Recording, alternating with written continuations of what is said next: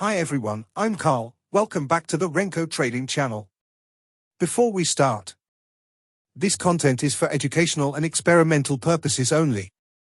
It is not financial advice. Always do your own research before making any investment decisions. Hi everyone, it's Carl. Today I want to do something a little different. Instead of talking about indicators or strategies or Renko charts, I want to take you back to where everything started for me. I want to tell you two stories from my early trading days, back in the early 90s, when I was young, fearless, naive, and honestly too confident for my own good. These were the moments that shaped my entire approach to trading, including how I use Renko charts today. If you're just starting out, or if you've ever made an emotional trade or held onto something too long, I think you'll relate to these stories. And if they can help even one person avoid the same mistakes, then it's worth sharing. So let me take you back in time.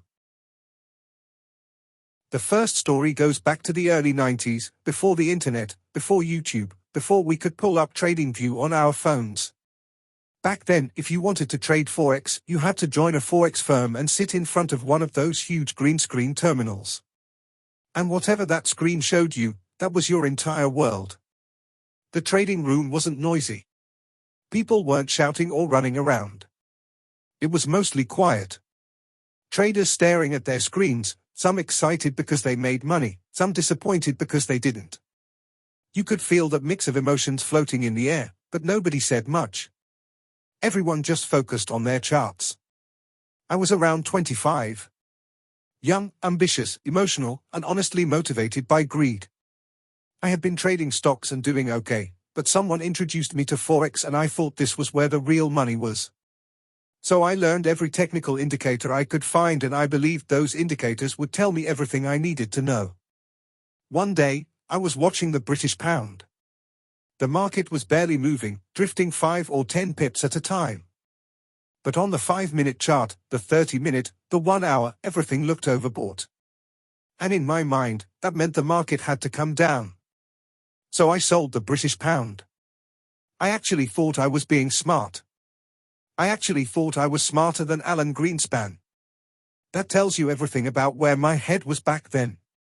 What I completely ignored was the fact that there was a Fed interest rate decision coming out in a couple of hours. And in those days, there was no reminder on the screen. You had to check those things manually. I didn't check anything. I just trusted the indicators. 2 hours later, the announcement came out. Greenspan cut interest rates. Not just a small cut. It was more than the market expected. And the British pound exploded upward. Straight up. No hesitation. And I was on the wrong side of the entire move. The moment it happened, I froze. My heart was pounding. My hands were shaking. My brain went blank. I didn't have a stop loss. I didn't know where to put one. All I could do was watch the bars climb like watching a car crash in slow motion. There was nothing I could do. Within 5 or 10 minutes, the damage was already done. After the move settled down, I sat there stunned. Embarrassed. Angry at myself. And that moment changed me. It taught me that relying only on indicators is dangerous. That small time frames are sometimes just noise. That day trading without understanding the big picture is gambling. And that fighting the Fed is something you just don't do. Even today, when I use Renko charts, that memory is still with me. It became one of the biggest turning points in my trading journey. This next story takes place at night, during the Asian session. The room was dim. Only the glow of the green screen terminal lit up my face. Hardly anyone else was around. Most traders were gone for the day, and the markets were quiet. The Swiss franc wasn't moving much because only Australia, New Zealand, Singapore, Hong Kong, and Japan were open. Very thin volume. And every rule says you don't trade during thin volume. But back then, I didn't care about rules. I only cared about indicators. And the chart looked overbought or oversold on the smaller time frames, so I jumped in. I expected the market to do exactly what I thought it should do. I entered the trade thinking I'd make 20 or 30 pips and go to sleep in an hour, that didn't happen. The Swiss franc immediately started drifting against me. Not fast, but enough to make my stomach drop. Enough to make me think, oh no, not again. And the longer I watched, the worse it got. Even before Europe opened, I regretted the trade.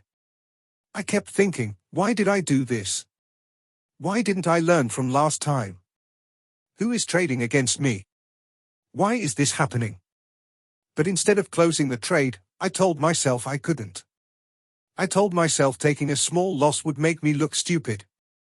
I told myself if I just waited a little longer, the market would come back. I kept telling myself, just 50 more pips, just a little bit more. You're almost there. Hold on. But the truth was, the chart didn't care about me. The market didn't care I wanted it to turn. And I stayed glued to that screen the entire night. My eyes were burning. I was exhausted. I was lonely. And I was afraid. But my adrenaline kept me awake because I needed to be right. I needed to break even so I could prove my analysis wasn't wrong. Then London opened. And the Swiss franc went even further against me. At one point I buried my face in my hands and thought, what am I doing? Why am I making the same mistake again? Why am I putting myself through this? But even then, I didn't close the trade.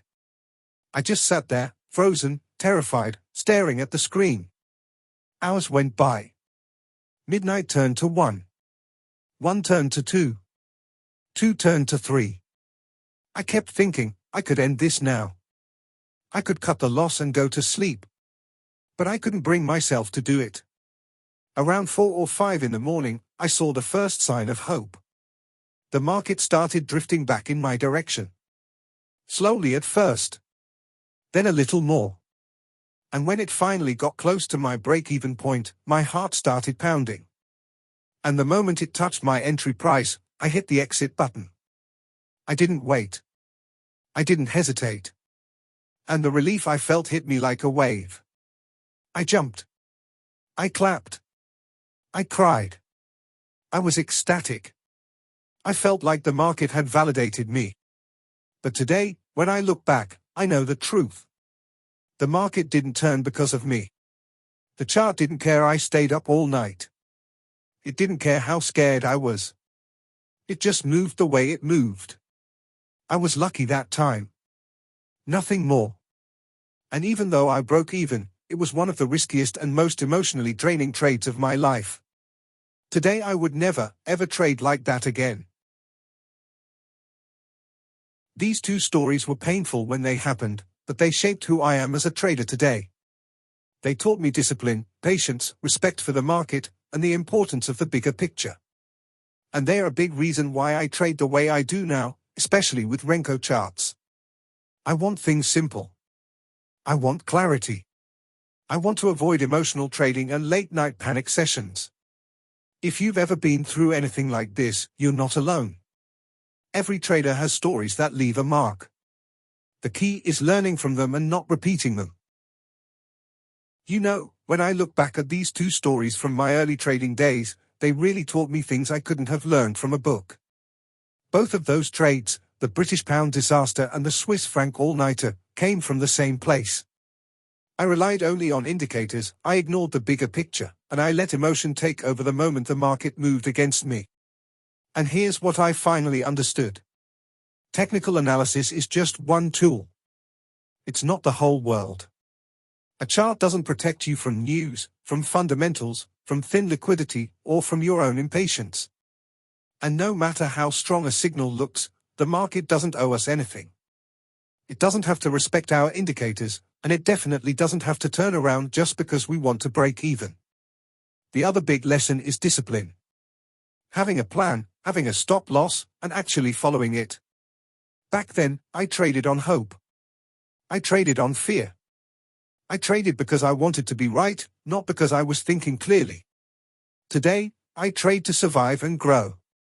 Back then, I traded to prove something. So if you've ever been in a trade that went the wrong way and you froze, or you stayed up all night waiting for price to come back, or you convinced yourself that just a little more would save the trade, you're not alone. I've been there. And the truth is, those messy early mistakes shaped who I am as a trader today. The key is recognizing them, owning them, and turning them into experience. That's how you grow. That's how you get better. And honestly, that's how you stay in the game. That's a wrap on today's breakdown. Thanks so much for watching. If you found this helpful, give it a like and hit subscribe for more Renko trading insights. Don't forget the bell icon, and I'll see you in the next one.